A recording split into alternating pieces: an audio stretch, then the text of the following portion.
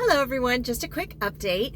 I am so thankful for patient portals, where you can go and read your records. I don't put all of the stuff in there, which is kind of irritating me because there's this one value that I really want to see, if they took it and then what it is.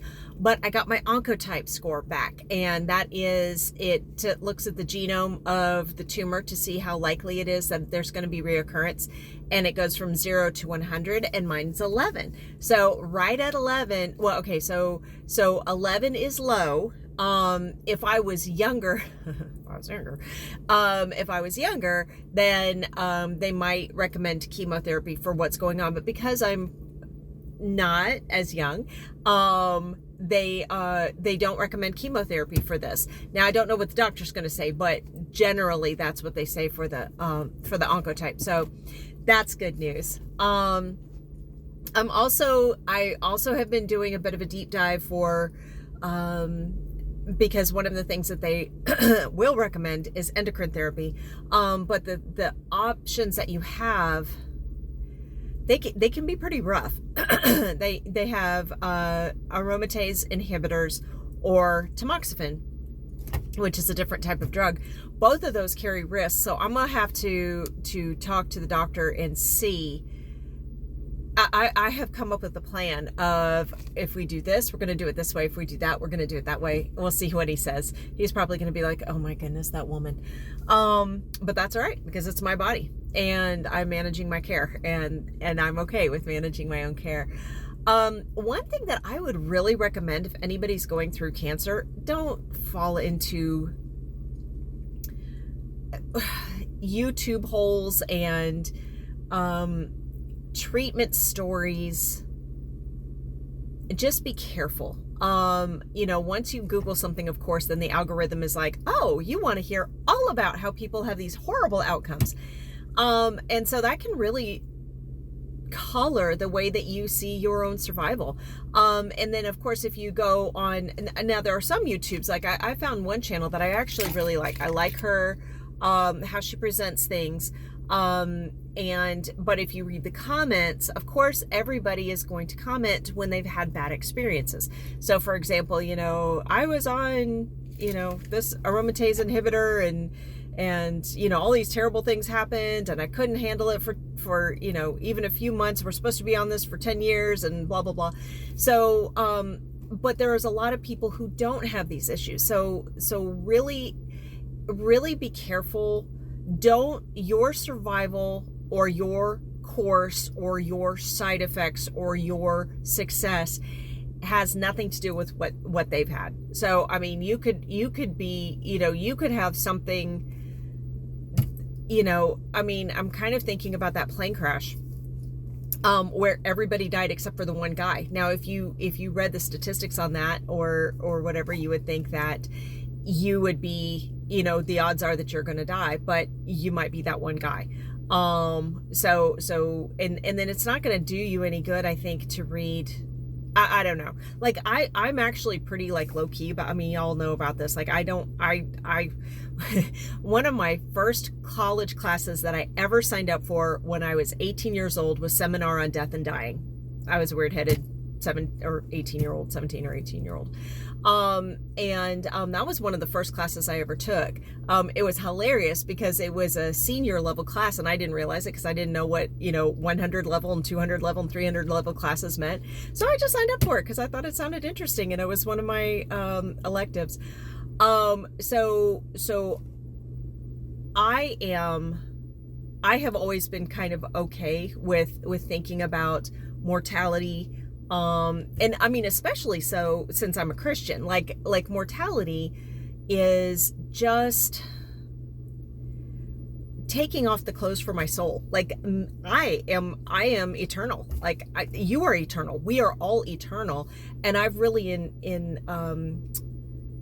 taken that in deep, and that is something. So mortality doesn't, I mean, there's things about mortality that I'm like, yeah, like I really would prefer not to be eaten by a bear, which, by the way, there's a bear wandering around Athens, the city of Athens. It's kind of hilarious. But there's things about that kind of, that I think about. of things that I would really like to avoid. But I'll tell you what this situation has, because truthfully, at the end of the day, especially now that I have the oncotype, this is very treatable cancer. I don't think it's curable necessarily, but it's incredibly treatable. The odds of me surviving this fabulously are really high, but they're not 100%, but I mean, nothing's 100%. I mean, like literally right now, I could have an asteroid fall on my head. I mean, it is possible. Things happen. Like this truck could blow up or something. So nothing's 100%. But what I am very appreciative of is that this is giving me the chance for two things. Put my money where my mouth is in terms of my faith. Like, seriously, not saying that that you have to be okay with dying and that means you have faith. That's not what I'm saying. What I'm saying is it's making me think, okay, Steph, what are you feeling? Because death isn't our natural state. We were not supposed to die. If Adam and Eve hadn't blown it, we would be in our bodies, which would look fabulous.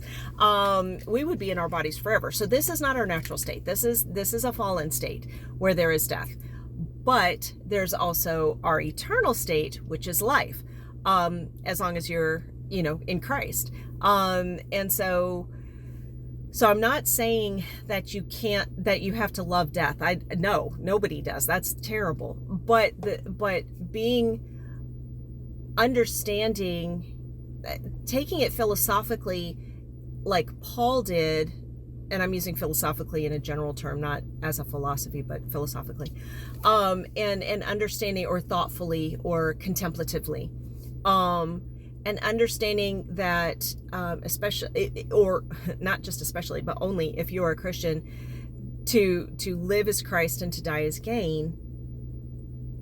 And then me having to think that and understand that and make sure that is in my head, and to make sure that I am not just saying, oh yeah, that's what the Bible says, yeah, I believe it, but actually like internalizing that. And I'll tell you kind of a weird thing. I don't know if anybody else has studied it. It could just be me because I'm weird-headed. But when I think, I'm not afraid to look death in the eye. I'm not afraid to look death in the eye. When I do that, and I get this sense, or when I understand, like put myself in that position, what if this was the end? What if, and I mean, not this, like the cancer, like anytime. The cancer is just giving me an opportunity to put just enough realism in to process the thought to its fullest. But I mean, it could be, you could do it at any time. Like, what if this was the end? What if this was my last day for real? What if this was my last week for real? What if, and that has been amazing. It's like getting a 10,000 foot view. It's like free fall, but not in a scary way. I mean, a little bit scary. I mean, a little bit disconcerting. I'm not gonna, say that it sounds like I'm heading out to, Chuck E. Cheese or whatever. Is that still a thing? Do they still have Chuck E. Cheese? But to think, I mean, okay, yes, all right. The Christian part of me, like, okay, yes, I'm going to Chuck E. Cheese if I die. I mean, heaven.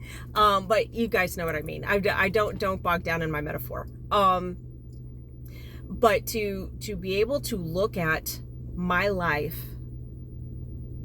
in the eye and my death in the eye, and then to understand it, is amazing. And you know what's even more amazing is that the Lord gave me, I'm doing this this Bible in a year plan, and it's chronological, which is super cool. And there was a psalm today, and it talked, and where I think it was a psalm of David. I think it was a psalm of David's, and he said, "Teach me, Lord, teach me. What is it? Teach me my end. Teach me to number my days. Let me know my end. Teach me to number my days." And so it is okay to, and I think worthy, and I think a good practice to consider that we're not going to live forever. We are spiritually going to live forever. Our sense of, but physically on this earth, we have a finite time.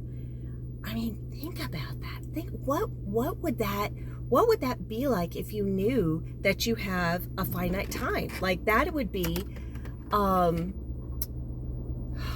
that is so profound. I mean, it makes you think, what is worth getting into a tizzy about? What is not worth getting into a tizzy about? Now, I would offer not going down like, what is everybody going to think, and who am I going to leave behind? That, I think that will bog you down emotionally. But I'm not talking about that part.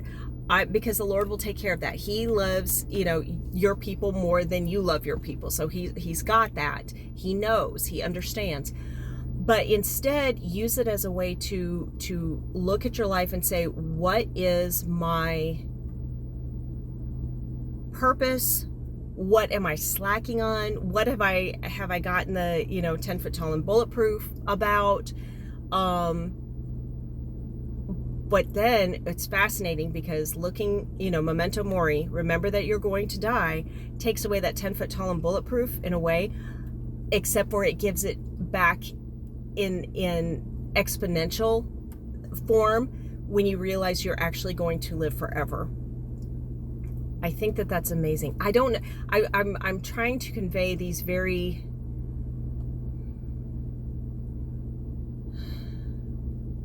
deep and emotionally landminey type of thoughts on a YouTube vid, understanding that some people will be very upset, so I'm trying to be very careful.